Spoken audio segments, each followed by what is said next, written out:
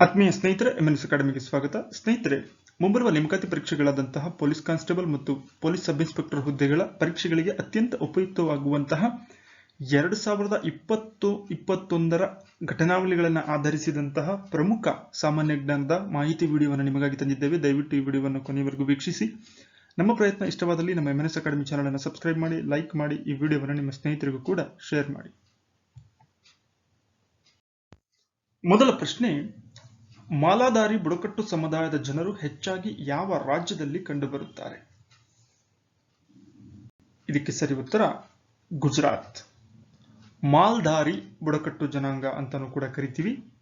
ಇದು Gir national park ಏನಿದೆ, ರಾಷ್ಟ್ರೀಯ ಉದ್ಯಾನವನ, ಅದರ ಆಜುಬಾಜಿನಲ್ಲಿ ವಾಸ ಮಾಡುವಂತಹ ಈ ಒಂದು ಬುಡಕಟ್ಟು ಜನಾಂಗರು ವಿಶೇಷವಾಗಿ ಗುಜರಾತ್ನಲ್ಲಿ ಕಾಣ್ತೇವೆ. ಈ ಮಾಲ್ಧಾರಿ ಕಮ್ಯುನಿಟಿ ಅನ್ನುವಂಥದ್ದು ಅಥವಾ ಮಾಲ್ಧಾರಿ ಅನ್ನುವಂತಹ ಪದದ ಅರ್ಥ ಸರಕುಗಳ ಒಡೆಯ ಅಂತ ಕರಿತೀವಿ. ಇಲ್ಲಿ ವಿಶೇಷವಾಗಿ ಪಶುಪಾಲನೆಯನ್ನ ಮಾಡುವಂತಹ ಜನಾಂಗವಾಗಿರುತ್ತೆ ಇದು.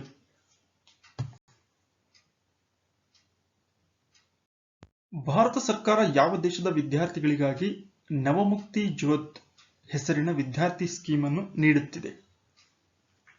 ಬಾಂಗ್ಲಾದೇಶದ ವಿದ್ಯಾರ್ಥಿಗಳಿಗಾಗಿ ಭಾರತ ಸರ್ಕಾರ ನೀಡುತ್ತಿರುವಂತಹ ವಿದ್ಯಾರ್ಥಿ ವೇತನ ಯೋಜನೆಯ ಒಂದು ಹೆಸರು ನವಮುಕ್ತಿ ಜೋಧಾ ಅಂತ ಕರಿತೀವಿ. ಬಾಂಗ್ಲಾದೇಶದ ಪ್ರಧಾನಿ ಶೇಖ್ ಹಸೀನಾ ರವರು 2017ರಲ್ಲಿ ಭಾರತಕ್ಕೆ ಬಂದಾಗ ಭಾರತ ಸರ್ಕಾರ ಈ ಒಂದು ನವಮುಕ್ತಿ ಜೋಧಾ ಸ್ಕಾಲರ್ಶಿಪ್ ಸ್ಕೀಮ್ ಅನ್ನು ಪ್ರಕಟ ಮಾಡುತ್ತೆ. ಈ ಒಂದು ಯೋಜನೆಯ ಅಡಿಯಲ್ಲಿ ಭಾರತ ಹಣಕಾಸಿನ ನೆರವಿನಿಂದ 1971ರ ಬಾಂಗ್ಲಾ ಸ್ವಾತಂತ್ರ್ಯ ಯುದ್ಧದಲ್ಲಿ ಮಾಡಿದಂತಹ ಬಾಂಗ್ಲಾ ವಂಶಸ್ಥರ 10,000 ವಿದ್ಯಾರ್ಥಿಗಳಿಗೆ ಈ ಒಂದು ಸ್ಕಾಲರ್ಶಿಪ್ ಅನ್ನು ನೀಡಲಾಗುತ್ತಿದೆ. ವರ್ಲ್ಡ್ ಎಕನಾಮಿಕ್ ಫೋರಂ ಇತ್ತೀಚೆಗೆ ಬಿಡುಗಡೆ ಮಾಡಿದ ಜಾಗತಿಕ ಲಿಂಗ ವ್ಯತ್ಯಾಸ ವರದಿ 2021ರ ಅನ್ವಯ ಭಾರತ ಎಷ್ಟನೇ ಸ್ಥಾನದಲ್ಲಿದೆ? ಇಂತಹ ಪ್ರಶ್ನೆಗಳು ಅತ್ಯಂತ ಪ್ರಮುಖವಾಗಿರುತ್ತವೆ. ಇದಕ್ಕೆ ಸರಿ ಉತ್ತರ 140ನೇ ಸ್ಥಾನ. ದಕ್ಷಿಣ ಏಷ್ಯಾದಲ್ಲಿ ಬಾಂಗ್ಲಾದೇಶ, ನೇಪಾಳ, ಭೂತಾನ್, ಶ್ರೀಲಂಕಾ, ಮ್ಯಾನ್ಮಾರ್ಗಳಿಗಿಂತಲೂ ಸಮೇತ ಭಾರತ ಕೆಳಗಿನ ಹಂತದಲ್ಲಿರುವುದನ್ನು ನಾವು ಗಮನಿಸಬಹುದು ಜಾಗತಿಕ ಲಿಂಗ ವ್ಯತ್ಯಾಸ ವರದಿಯಲ್ಲಿ. ಭಾರತದ ಗಡಿ ನಿಯಂತ್ರಣ ರೇಖೆಯ ಸಮೀಪ ಇರುವಂತಹ ದೇಶದ ಕೊನೆಯ ಗ್ರಾಮ ಯಾವುದು? ಇದಕ್ಕೆ ಸರಿ ಉತ್ತರ ಲಾಟು ಗ್ರಾಮ ಅಂತ ಕರಿತೀವಿ. ಲಡಾಖ್ ಕೇಂದ್ರಾಡಳಿತ ಪ್ರದೇಶದ ಕಾರ್ಗಿಲ್ ಜಿಲ್ಲೆಯಲ್ಲಿ ಈ ಒಂದು ಲಾಟು ಗ್ರಾಮವಿದ್ದು ಇದು ಲೈನ್ ಆಫ್ ಕಂಟ್ರೋಲ್ ಅಥವಾ ಗಡಿ ನಿಯಂತ್ರಣ ರೇಖೆಯ ಸಮೀಪದಲ್ಲಿರುವಂತಹ ದೇಶದ ಕೊನೆಯ ಗ್ರಾಮವಾಗಿದೆ. National council of applied economic research centre ನ ಕೇಂದ್ರ ಕಚೇರಿ ಎಲ್ಲಿದೆ? ಇದಕ್ಕೆ ಸರಿ ಉತ್ತರ New Delhi. National council of applied economic research ದೇಶದ ಹಳೆಯ ಮತ್ತು ಸ್ವತಂತ್ರ ಮತ್ತು ಲಾಭ ಉದ್ದೇಶವಿಲ್ಲದ ಸಂಸ್ಥೆಯಾಗಿದ್ದು ಇದು 1956ರಲ್ಲಿ ಸ್ಥಾಪನೆಯಾಗುತ್ತೆ. ಕೇಂದ್ರ ಸರ್ಕಾರಕ್ಕೆ ಆರ್ಥಿಕ ನೀತಿಯನ್ನು ರೂಪಿಸುವಲ್ಲಿ ಅಗತ್ಯ ಸಲಹೆಗಳನ್ನು ನೀಡುವಂತಹ ಕೆಲಸವನ್ನ ಈ ಒಂದು ಸಂಸ್ಥೆ ಮಾಡುತ್ತದೆ. ದೇಶದಲ್ಲಿ Mahatma Gandhi national rural employment guarantee act ಜಾರಿಗೆ ಬಂದಂತಹ ವರ್ಷ ಯಾವುದು? ಇದಕ್ಕೆ ಸರಿ ಉತ್ತರ 2006. Mahatma Gandhi national rural employment guarantee act MNREGA ಅಂತ ಕರಿತೀವಿ. ಇದನ್ನ 2005 ಆಗಸ್ಟ್ 23ರಂದು ಸಂಸತ್ನಲ್ಲಿ ಅಂಗೀಕಾರಗೊಳಿಸಲಾಗುತ್ತೆ. ಆದರೆ ಇದು ಅಧಿಕೃತವಾಗಿ ಜಾರಿಗೆ ಬಂದಿದ್ದು 2006 ಫೆಬ್ರವರಿ 2ರಂದು. ಹಣಕಾಸು ವರ್ಷವೊಂದರಲ್ಲಿ ಗ್ರಾಮೀಣ ಪ್ರದೇಶಗಳಲ್ಲಿನ ಕೂಲಿಕಾರರಿಗೆ ಕನಿಷ್ಠ 100 ದಿನಗಳ ಉದ್ಯೋಗ ಖಾತರಿಯನ್ನು ನೀಡುವಂತಹ ಮಹತ್ವಾಕಾಂಕ್ಷೆಯ ಕಾರ್ಯಕ್ರಮವಿದು. ಇತ್ತೀಚೆಗೆ ಸುದ್ದಿಯಲ್ಲಿದ್ದ ಅವಾಮ್ ಕಿ ಆವಾಜ್ ಎಂಬುದು ಏನು? ಇದು ರೇಡಿಯೋ ಕಾರ್ಯಕ್ರಮವಾಗಿದೆ. ಜಮ್ಮು ಕಾಶ್ಮೀರ ಕೇಂದ್ರಾಡಳಿತದಲ್ಲಿ ಆಡಳಿತದ ಕುರಿತು ಜನರೊಂದಿಗಿನ ಸಂವಾದ, ಜನರ ಅವಶ್ಯಕತೆಗಳು ಮತ್ತು ಸರ್ಕಾರಿ ಕಾರ್ಯಕ್ರಮಗಳಲ್ಲಿ ಆಗಬೇಕಾಗಿರುವ ಕೆಲವು ಬದಲಾವಣೆಗಳ ಕುರಿತು ಲೆಫ್ಟಿನೆಂಟ್ ಗವರ್ನರ್ ಪ್ರತಿ ತಿಂಗಳ 3ನೇ ಭಾನುವಾರ ಅವಾಮ್ ಕಿ ಆವಾಜ್ ಹೆಸರಿನ 30 ನಿಮಿಷಗಳ ರೇಡಿಯೋ ಕಾರ್ಯಕ್ರಮವನ್ನು ಜಾರಿ ಮಾಡಲಾಗಿತ್ತು. ಭಾರತದ ಸುಪ್ರೀಂ ಕೋರ್ಟ್ನ 48ನೇ ಮುಖ್ಯ ನ್ಯಾಯಮೂರ್ತಿಗಳು ಯಾರು? MV ರಮಣ. ನೂತಲಪತಿ ವೆಂಕಟರಮಣ ಅನ್ನುವಂಥದ್ದು ಪೂರ್ಣ ಹೆಸರು. ಏಪ್ರಿಲ್ 24, 2021ರಂದು ಭಾರತ ಸುಪ್ರೀಂ ಕೋರ್ಟ್ನ 48ನೇ ಮುಖ್ಯ ನ್ಯಾಯಾಧೀಶರಾಗಿ ಅಧಿಕಾರವನ್ನು ವಹಿಸಿಕೊಂಡರು. ರಾಷ್ಟ್ರಪತಿಯವರು ಇವರನ್ನು ನೇಮಕ ಮಾಡ್ತಾರೆ. 16 ತಿಂಗಳ ಕಾಲ ಈ ಒಂದು ಹುದ್ದೆಯಲ್ಲಿ ಮುಂದುವರಿತಾರೆ. ಇವರ ನಿಕಟಪೂರ್ವವಾಗಿ ಅಂದ್ರೆ ಮುಂಚೆ ಇದ್ದಂತಹ ಸುಪ್ರೀಂ ಕೋರ್ಟ್ನ ಮುಖ್ಯ ನ್ಯಾಯಮೂರ್ತಿಗಳು ಶರದ್ ಅರವಿಂದ್ ಬೋಬ್ಡೆರವರು. ಇತ್ತೀಚೆಗೆ ಸುದ್ದಿಯಲ್ಲಿದ್ದ ನಂಬಿ ನಾರಾಯಣನ್ ಯಾವ ಕ್ಷೇತ್ರದ ಸಾಧಕರಾಗಿದ್ದಾರೆ? ಇವರು ಬಾಹ್ಯಾಕಾಶ ವಿಜ್ಞಾನಿ. ನಂಬಿ ನಾರಾಯಣನ್ ಭಾರತದ ಬಾಹ್ಯಾಕಾಶ ಸಂಶೋಧನಾ ಸಂಸ್ಥೆ ಇಸ್ರೋ ಏನಿದೆ ಇದರ ಮಾಜಿ ವಿಜ್ಞಾನಿಯಾಗಿದ್ದರು. ಕ್ರಯೋಜೆನಿಕ್ ತಂತ್ರಜ್ಞಾನದಲ್ಲಿ ಪರಿಣಿತಿಯನ್ನು ಸಾಧನೆ ಮಾಡಿದಂತಹ ಇವರು ಭಾರತದ ಬಾಹ್ಯಾಕಾಶ ವಿಜ್ಞಾನಿಗಳು. ಭಾರತದ ಮುಖ್ಯ ಚುನಾವಣಾ ಆಯುಕ್ತರಾಗಿ ಯಾರು ಅಧಿಕಾರವನ್ನು ವಹಿಸಿಕೊಂಡರು ಅಥವಾ ಪ್ರಸ್ತುತ ಚುನಾವಣಾ ಆಯುಕ್ತರು ಯಾರು? ಸುಶೀಲ್ ಚಂದ್ರ. ದೇಶದ 24ನೇ ಮುಖ್ಯ ಚುನಾವಣಾ ಆಯುಕ್ತರಾಗಿ ಸುಶೀಲ್ ಚಂದ್ರರವರು ಏಪ್ರಿಲ್ 2021ರಲ್ಲಿ ಅಧಿಕಾರವನ್ನು ವಹಿಸಿಕೊಳ್ತಾರೆ. 1980ರ ಬ್ಯಾಚಿನ ರೆವಿನ್ಯೂ ಸರ್ವಿಸ್ ಅಧಿಕಾರಿಯಾಗಿದ್ದಾರೆ ಸುಶೀಲ್ ಚಂದ್ರರವರು. ಮಳೆಯನ್ನು ಉಂಟು ಮಾಡುವಂತಹ ಮೋಡಗಳು ಯಾವುದು? ಇದರಲ್ಲಿ ವಿಶೇಷವಾಗಿ ಮಳೆಯನ್ನು ಉಂಟು ಮಾಡುವಂತಹ ಮೋಡಗಳ ಹೆಸರು ಕ್ಯುಮುಲಸ್ ಅಂತ ಕರಿತೀವಿ. ಈ ಒಂದು ಮೋಡ ರಚನೆ ಏನಿದೆ ಇದು ಮಳೆಯನ್ನು ತರಿಸಲಿಕ್ಕೆ ಅತ್ಯಂತ ಉಪಯುಕ್ತವಾಗಿರುವಂಥದ್ದು. ನ್ಯಾಷನಲ್ ಥರ್ಮಲ್ ಪವರ್ ಕಾರ್ಪೊರೇಷನ್ ಲಿಮಿಟೆಡ್ನ ಕೇಂದ್ರ ಕಚೇರಿ ಎಲ್ಲಿದೆ? NPCL ಅಂತ ಕರಿತೀವಿ. ಇದರ ಕೇಂದ್ರ ಕಚೇರಿ ಭಾರತದ ರಾಜಧಾನಿಯಾಗಿರುವಂತಹ ನವದೆಹಲಿಯಲ್ಲಿ ಇದೆ. ಭಾರತದಲ್ಲಿನ ರಾಜ್ಯ ಮಾಲೀಕತ್ವ ಹೊಂದಿರುವಂತಹ ವಿದ್ಯುತ್ ತಯಾರಿಕಾ ಕಂಪನಿಯಾಗಿದ್ದು 2014ರ ಫೋರ್ಬ್ಸ್ನ ಗ್ಲೋಬಲ್ 2000 ಪಟ್ಟಿಯಲ್ಲಿ 424ನೇ ಸ್ಥಾನವನ್ನು ಈ ಒಂದು ಸಂಸ್ಥೆ ಗಳಿಸಿತ್ತು. ಇತ್ತೀಚೆಗೆ ಯಾವ ದೇಶ ಶಾಹಿನ್ 1 ಬ್ಯಾಲಿಸ್ಟಿಕ್ ಕ್ಷಿಪಣಿಯನ್ನ ಉಡಾವಣೆ ಮಾಡಿತು? ಸರಿ ಉತ್ತರ ಪಾಕಿಸ್ತಾನ ದೇಶ. ಪಾಕಿಸ್ತಾನ ಇತ್ತೀಚೆಗೆ ಭೂಮಿಯಿಂದ ಭೂಮಿಗೆ ಚಿಮ್ಮುವ ಅಣ್ವಸ್ತ್ರ ಸಿಡಿತಲೆಗಳನ್ನು ಹೊತ್ತೊಯ್ದು ವೈರಿ ನೆಲೆಗಳ ಮೇಲೆ ದಾಳಿಯನ್ನು ನಡೆಸಬಲ್ಲಂತಹ ಶಾಹಿನ್ 1A ಕ್ಷಿಪಣಿಯನ್ನ ಯಶಸ್ವಿಯಾಗಿ ಪರೀಕ್ಷೆಗೆ ಒಳಪಡಿಸಿತು. ವಜ್ರ ಪ್ರಹಾರ್ 2021 ಮಿಲಿಟರಿ ಕವಾಯತ್ತು ಭಾರತ ಮತ್ತು ಯಾವ ದೇಶದ ನಡುವೆ ನಡೆಯಿತು? ಇದಕ್ಕೆ ಸರಿ ಉತ್ತರ ಅಮೆರಿಕ ದೇಶ.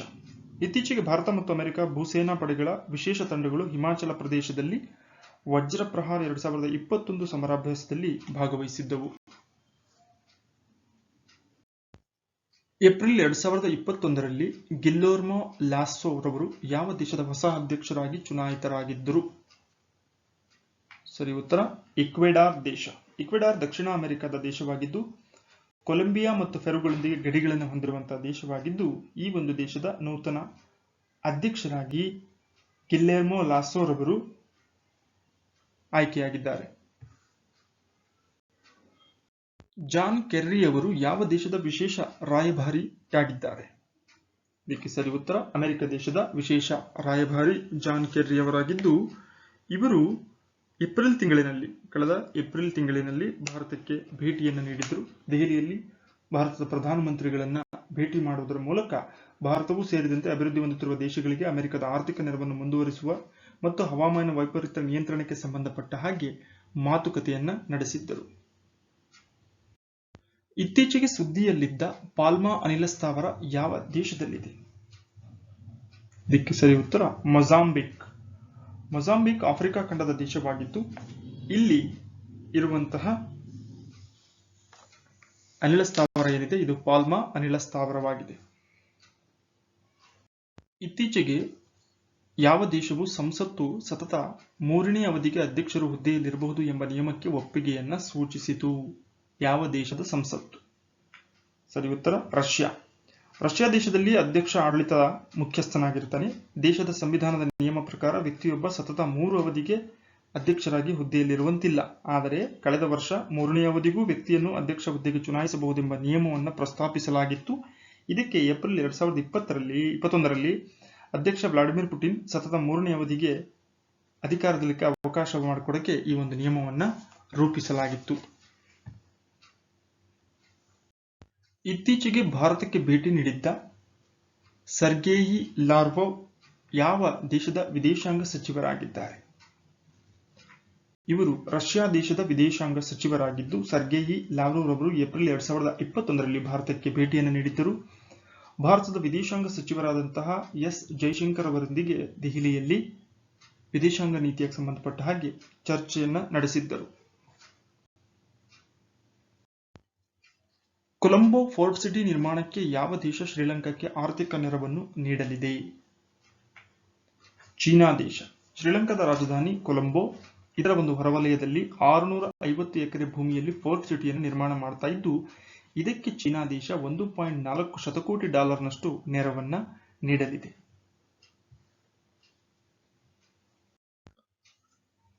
ಅಂತಾರಾಷ್ಟ್ರೀಯ ಡೇಟ್ಲೈನ್ ಯಾವುದಕ್ಕೆ ಸಮೀಪವಿದೆ ಅಥವಾ ಅಂತಾರಾಷ್ಟ್ರೀಯ ದಿನಾಂಕ ರೇಖೆ ಅಂತಾನೂ ಕೂಡ ಕರಿತೀವಿ. ಭೂಗೋಳಕ್ಕೆ ಸಂಬಂಧ ಪ್ರಶ್ನೆ. ಈ ಒಂದು ಅಂತಾರಾಷ್ಟ್ರೀಯ ದಿನಾಂಕ ರೇಖೆ ಯಾವುದಕ್ಕೆ ಸಮೀಪದಲ್ಲಿದೆ ಅಥವಾ ಯಾವ ರೇಖಾಂಶವನ್ನ ಈ ಹೆಸರಿನಿಂದ ಕರೆಯಲಾಗುತ್ತೆ ಅಂತ. ಇದಕ್ಕೆ ಸರಿ ಉತ್ತರ 180 ಡಿಗ್ರಿ ರೇಖಾಂಶ ಏನಿದೆ, ಪ್ರಧಾನ ರೇಖಾಂಶ, ಇದನ್ನು ಆಧಾರವಾಗಿ ಇಟ್ಟುಕೊಂಡು ಅಂತಾರಾಷ್ಟ್ರೀಯ ದಿನಾಂಕ ರೇಖೆಯನ್ನ ಗುರುತಿಸಲಾಗಿದೆ. ಬೆಂಗಳೂರು ನಗರ ಯಾವ ಅಕ್ಷಾಂಶಕ್ಕೆ ಸಮೀಪದಲ್ಲಿದೆ? ಇದಕ್ಕೆ ಸರಿ ಉತ್ತರ 13 ಡಿಗ್ರಿ ಅಕ್ಷಾಂಶ ಏನಿದೆ, ಇದರ ಸಮೀಪದಲ್ಲಿ ಬೆಂಗಳೂರು ನಗರ ಬರುತ್ತೆ. ಅಕ್ಷಾಂಶಗಳ ಉಪಯೋಗವನ್ನು ನೋಡೋದಾದ್ರೆ, ಅಕ್ಷಾಂಶಗಳು ಒಂದು ಸ್ಥಳದಿಂದ ಮತ್ತೊಂದು ಸ್ಥಳಕ್ಕೆ ಇರುವಂತಹ ದೂರ, ಆ ಸ್ಥಳದ ವಿಸ್ತೀರ್ಣ ಮತ್ತು ಆ ಸ್ಥಳದ ದಿಕ್ಕನ್ನು ಗುರುತಿಸಲಿಕ್ಕೆ ಅಕ್ಷಾಂಶಗಳು ಅತ್ಯಂತ ಉಪಯೋಗವಾಗ್ತವೆ. ಚಿಕ್ಕದರಿಂದ ದೊಡ್ಡದು ಎಂಬ ಕ್ರಮದಲ್ಲಿ ಇವುಗಳಲ್ಲಿ ಯಾವುದು ಸರಿಯಾಗಿದೆ? ಇದಕ್ಕೆ ಸರಿ ಉತ್ತರ ಮೊದಲಿಗೆ ಬರುವಂತದ್ದು ಚಂದ್ರ, ಭೂಮಿಯ ಏಕೈಕ ಉಪಗ್ರಹ. ಅದಾದ ನಂತರ ಬರುವಂತದ್ದು ಗ್ರಹ, ಅದಾದ ನಂತರ ನಕ್ಷತ್ರ, ಸೌರವ್ಯೂಹ, ಗ್ಯಾಲಕ್ಸಿ, ವಿಶ್ವ. ವಿಶ್ವ ಎನ್ನುವಂಥ ಪರಿಕಲ್ಪನೆ ಅತ್ಯಂತ ದೊಡ್ಡದು. ವಿಶ್ವದಲ್ಲಿ ಒಂದು ಭಾಗ ಗ್ಯಾಲಕ್ಸಿ, ಗ್ಯಾಲಕ್ಸಿಯಲ್ಲಿ ಸೌರವ್ಯೂಹ, ಸೌರವ್ಯೂಹದ ಒಂದು ಭಾಗ ನಕ್ಷತ್ರ, ಗ್ರಹ, ಅದಾದ ನಂತರ ಚಂದ್ರ. ಹೀಗೆ ಆರೋಹಣ ಮತ್ತು ಅವರೋಹಣ ಕ್ರಮದಲ್ಲಿ ಹೇಳಬಹುದು. ಇತರ ಪ್ರಸ್ಥಭೂಮಿಗಳಿಗೆ ಹೋಲಿಸಿದರೆ ಅತಿ ಹೆಚ್ಚು ಎತ್ತರದಲ್ಲಿರುವಂತಹ ಪ್ರಸ್ಥಭೂಮಿ ಯಾವುದು ಅಥವಾ ಜಗತ್ತಿನ ಅತಿ ಎತ್ತರವಾದಂತಹ ಪ್ರಸ್ಥಭೂಮಿ ಯಾವುದು ಅಂತಾನೂ ಕೂಡ ಕೇಳ್ತಾರೆ. ಇದಕ್ಕೆ ಸರಿ ಉತ್ತರ ಟಿಬೆಟ್ ಪ್ರಸ್ಥಭೂಮಿ ಸರಿಯಾದಂತಹ ಆಯ್ಕೆಯಾಗಿದೆ. ವಾತಾವರಣದ ವಿವಿಧ ಪದರಗಳಲ್ಲಿ ಭೂಮಿಯ ಮೇಲ್ಮೈಗೆ ಅತಿ ಹತ್ತಿರವಿರುವಂತಹ ಪದರ ಯಾವುದು? ಅಥವಾ ವಾಯುಗೋಳದಲ್ಲಿ ಮೇಲ್ಭಾಗಕ್ಕೆ ಹೋದಂತೆಲ್ಲ ಮೊದಲಿಗೆ ಸಿಗುವಂತಹ ವಲಯ ಯಾವುದು ಅಂದ್ರೂ ಸಮೇತ ಒಂದೇ ಆಗಿರುತ್ತೆ. ಅದಕ್ಕೆ ಸರಿ ಉತ್ತರ ಪರಿವರ್ತನಾ ವಲಯ ಅಥವಾ ಟ್ರೋಪೋಸ್ಪಿಯರ್ ಅಂತ ಕರಿತೀವಿ. ಇದು ವಾತಾವರಣದ ವಿವಿಧ ಪದರಗಳಲ್ಲಿ ಭೂಮಿಯ ಮೇಲ್ಮೈಗೆ ಅತಿ ಹತ್ತಿರವಿರುವಂತಹ ಪದರವಾಗಿದೆ. ಕರ್ನಾಟಕ ರಾಜ್ಯದಲ್ಲಿ ಜೀವಶಾಸ್ತ್ರೀಯ ಹಾಟ್ಸ್ಪಾಟ್ ಎಂದು ಕರೆಯಿಸಿಕೊಳ್ಳುವಂತಹ ಪ್ರದೇಶ ಯಾವುದು? ಇದಕ್ಕೆ ಸರಿ ಉತ್ತರ ಪಶ್ಚಿಮ ಘಟ್ಟಗಳನ್ನ ಜೀವಶಾಸ್ತ್ರೀಯ ಹಾಟ್ಸ್ಪಾಟ್ ಅಂತ ಗುರುತಿಸಿದ್ದಾರೆ. ಬಳ್ಳಾರಿ ಜಿಲ್ಲೆಯ ಸಂಡೂರು ಯಾವುದಕ್ಕೆ ಪ್ರಸಿದ್ಧವಾಗಿದೆ? ಇದಕ್ಕೆ ಸರಿ ಉತ್ತರ ಕಬ್ಬಿಣ ಮತ್ತು ಮ್ಯಾಂಗನೀಸ್ ಅದಿರಿನ ನಿಕ್ಷೇಪಗಳು ಹೆಚ್ಚಿನ ಪ್ರಮಾಣದಲ್ಲಿರುವಂತಹ ಪ್ರದೇಶಗಳು ಬಳ್ಳಾರಿ ಜಿಲ್ಲೆಯ ಸಂಡೂರು ತಾಲೂಕಿನಲ್ಲಿ ನಾವು ವಿಶೇಷವಾಗಿ ಕಾಣ್ತೇವೆ. ಭಾರತದ ಕಪ್ಪು ಎರೆಭೂಮಿಯನ್ನು ಹೀಗೂ ಹೆಸರಿಸುತ್ತಾರೆ. ಇದಕ್ಕೆ ಸರಿ ಉತ್ತರ ರೇಗಾರ್ ಮಣ್ಣು ಅಂತಲೂ ಕೂಡ ಕರಿತೀವಿ ಕಪ್ಪು ಮಣ್ಣನ್ನು. ಹಾಗಾಗಿ ಭಾರತದ ಕಪ್ಪು ಎರೆಭೂಮಿಯನ್ನ ರೇಗಾರ್ ಪ್ರದೇಶ ಅಂತಲೂ ಕೂಡ ಕರೆಯುವರು. ಮ್ಯಾಂಗ್ರೋವ್ ಸಸ್ಯಾವಳಿಯು ಅತ್ಯಧಿಕ ಪ್ರಮಾಣದಲ್ಲಿ ಎಲ್ಲಿ ಕಾಣಸಿಗುತ್ತದೆ ಅಥವಾ ಎಲ್ಲಿ ಕಾಣುತ್ತದೆ? ಮ್ಯಾಂಗ್ರೋವ್ ಕಾಡುಗಳು ಅಂತ ಕರಿತೀವಿ. ಇವು ವಿಶೇಷವಾಗಿ ಬೆಳೆಯುವಂಥದ್ದು ಈ ಕೆಳಗಿನ ಯಾವ ನೈಸರ್ಗಿಕ ಪ್ರದೇಶಗಳಲ್ಲಿ ಬೆಳೀತವೆ? ಇದಕ್ಕೆ ಸರಿ ಉತ್ತರ ನದಿ ಮುಖಜ ಭೂಮಿಗಳು ಅಂತ ಕರಿತೀವಿ ಅಥವಾ ತೀರ ಪ್ರದೇಶಗಳು ಅಂತ ಕರಿತೀವಿ. ಈ ಭಾಗದಲ್ಲಿ ವಿಶೇಷವಾಗಿ ಮ್ಯಾಂಗ್ರೋವ್ ಸಸ್ಯಾವಳಿಯನ್ನ ಕಾಣಬಹುದು. ಸ್ನೇಹಿತರೆ, ನಿಮಗಾಗಿ 2 ಪ್ರಶ್ನೆಗಳು, ಇವುಗಳ ಉತ್ತರವನ್ನು ಕಾಮೆಂಟ್ ನಲ್ಲಿ ನೀಡಿ. ಆಯುಷ್ಮಾನ್ ಭಾರತ್ ದಿವಸ್ ಅನ್ನು ಯಾವಾಗ ಆಚರಿಸುವರು ಅಥವಾ ಯಾವ ದಿನವನ್ನ ಆಯುಷ್ಮಾನ್ ಭಾರತ್ ದಿವಸ್ ಅಂತೇಳಿ ಕರೆಯುವರು? ದಿನಾಂಕವನ್ನ ತಿಳಿಸಬೇಕು. 2ನೇ ಪ್ರಶ್ನೆ, ವಿಶ್ವ ಭೂ ದಿನವನ್ನು ಯಾವಾಗ ಆಚರಿಸುವರು? 2 ಪ್ರಶ್ನೆಗಳಿಗೂ ಕಾಮೆಂಟ್ ನಲ್ಲಿ ಉತ್ತರವನ್ನು ನೀಡಿ. ಮುಂದಿನ ಮತ್ತೊಂದು ಉಪಯುಕ್ತ ವಿಡಿಯೋದೊಂದಿಗೆ ತಮ್ಮನ್ನು ಭೇಟಿಯಾಗೋಣ. ಧನ್ಯವಾದಗಳು.